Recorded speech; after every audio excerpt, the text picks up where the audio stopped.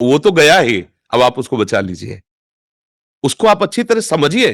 मतलब ऐसा नहीं कि आप जैसे बोले ना कि या तो ये अवहेलना हो जाएगी, अपनी बुद्धि की अवहेलना हो जाएगी। नहीं, अब हमने देखा वो तो गया।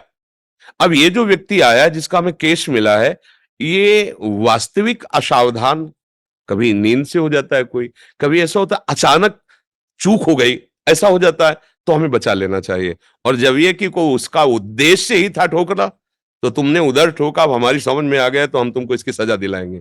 बात समझ रहे ना? आपकी बुद्धि बहुत फॉरवर्ड है, आप उसको प्रयोग कीजिए। ऐसा नहीं कि कोई आपको फंसा सकता है। अगर हमें समझ में, वो तो गया और आपसे चूक हो गई, वो कहता मेरे से।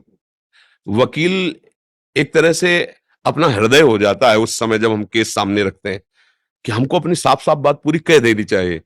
तो जो लोग छल कपटी और ड्रामेबाज होते हैं ना, वो नेत्र से समझ में आ जाते हैं, तो उनका विशेष पैसे पर होगा जोर, ध्यान देना।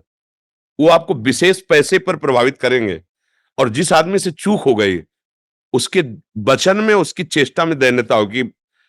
बचा लीजिए, मैं नहीं चाहता था, अचानक ऐसी घटना हो गई, अब वो तो गया, अब इसको बचा लीजिए, आगे से गलती ना करे और सावधानी से बचा लीजिए और उसका पक्ष लीजिए, तो अधर्म कैसे हो जाएगा? और जब हम जान रहे हैं कि पहले ही हमको कह रहे जितना पैसा लगेगा हम लगाएंगे, तो ऐसा क्यों बोल रहा है? इसका मतलब है इसमें कुछ गलती है। अब अगर गलती है तो हम केस नहीं लेंगे।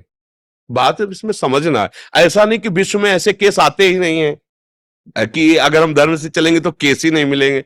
ऐसा नहीं है, ऐसा नहीं। मतलब अगर ऐसी बात आप अपने मन में रखेंगे तो फिर निराशा जागृत हो जाएगी। हम निराश नहीं होने देंगे। हम निराश नहीं होंगे अपने, ना मन को ना बुद्धि को। ऐसा नहीं है कि धर्म का क्षेत्र है ही नहीं। कभी कभी ऐसी घटना हो जाती है कि जिस जो अपराध